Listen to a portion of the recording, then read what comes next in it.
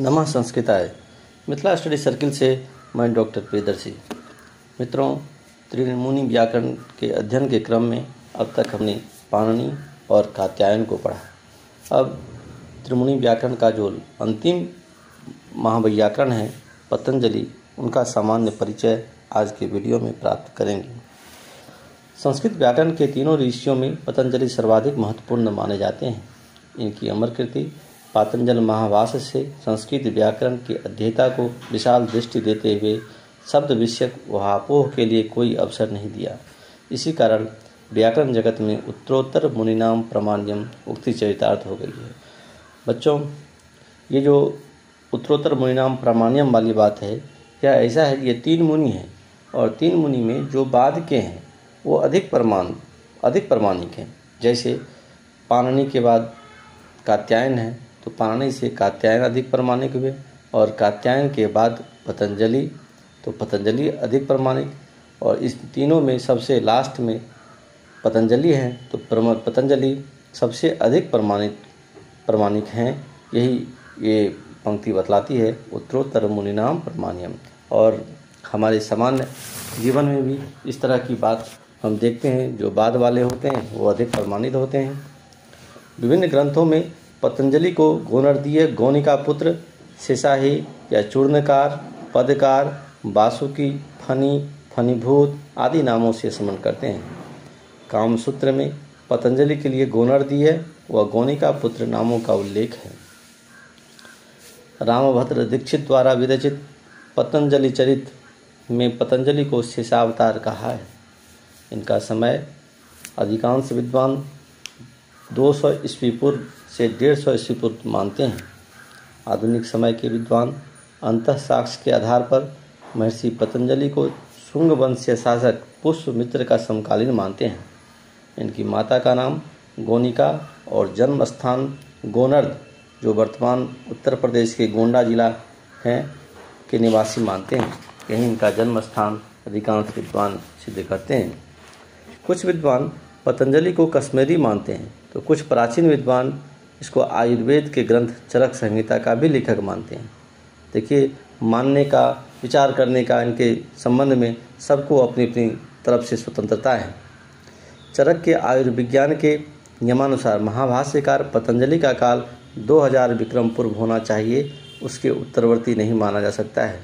पतंजलि की काल का निर्णय का सबसे पुष्ट प्रमाण पुष्यमित्र शुंग नरेश के द्वारा संचालित अश्वमेध यज्ञ है, और इसमें पतंजलि के संबंध में ऐसा चर्चा है कि उन्होंने ही ये अश्वमेध यज्ञ कराया था, और उनका समय 150 ईस्वी पूर्व के आसपास का है, तो सबसे अधिक प्रमाणित सबकी नज़र में यही है। आइए इनकी रचनाओं के संबंध में चर्चा करते हैं। तो इनकी प्रमुख रचनाएं महाभाष्य।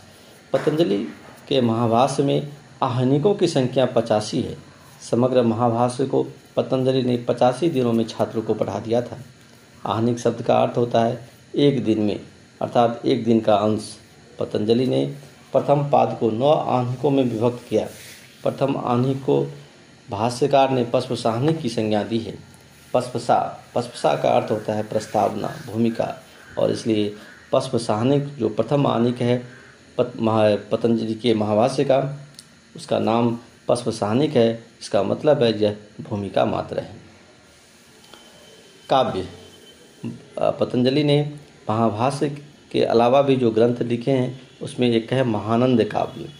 महाराजा समुद्रगुप्त ने कृष्ण चरित्र में महाभाष्यकार पतंजलि को महानंद या महानंद काव्य का रचयिता माना है। दूसरा है सिद्धांत सारावली। यह वैद्यक ग्रंथ है। इसके रचयिता महाभाष्य पतंजलि है, ऐसा पंडित गुरु दहलालकार ने बृहत्त्रयी पृष्ठ संख्या 29 में लिखा है। पतंजलि का संबंध चरक संहिता और योग दर्शन के साथ भी रहा है। अन्य ग्रंथ हैं निदान सूत्र और योग दर्शन। पतंजलि के नाम से निदान सूत्र व योग दर्शन नामक 2 ग्रंथ मिलते हैं, जिसके ग्रंथकार प्राचीन विद्वान पतंजलि को मानते हैं। पतंजलि के द्वारा वेदों की शाखा का विभाजन किया गया है। पतंजलि ने ऋग्वेद की 21 शाखाएं, यजुर्वेद की 101 शाखाएं, सामवेद की 1000 शाखाएं तथा अथर्ववेद की 9 शाखाएं बताए हैं। महानंद काव्य की रचना महर्षि पतंजलि ने व्याकरण की दुरूहता दूर करने के लिए उदाहरणों व नियमों का प्रतिपादन किया था। अर्थात इस काव्य में, महानंद काव्य में, व्याकरण की जो दुरूहता है उसको सरल करने का प्रयास किया गया है। इस रचना को इतिहासकारों ने यथार्थ प्रधान काव्य कहकर काव्यशास्त्र का आरंभिक प्रयास माना है। भर्तृहरि ने वाक्पदीय में पतंजलि की प्रशंसा की है। कृते अर्थ पतंजलिना गुरुणा तीर्थदर्शिना सर्वेषां न्याय बीजानां महाकाव्ये निबंधने। पतंजलि को तीर्थदर्शी भी कहा जाता है। तीर्थदर्शी का मतलब होता है व्याकरण के अतिरिक्त अन्य आगमों का ज्ञाता। सर्वेषां न्याय बीजानां महाकाव्य निबंधने, यह स्पष्ट करता है कि वो अन्य आगम, व्याकरण के अतिरिक्त जो अन्य आगम हैं उनके ज्ञाता हैं। यह भर्तृहरि ने अपनी वाक्पदीयम के कांड 2 श्लोक संख्या 445 में कहा है।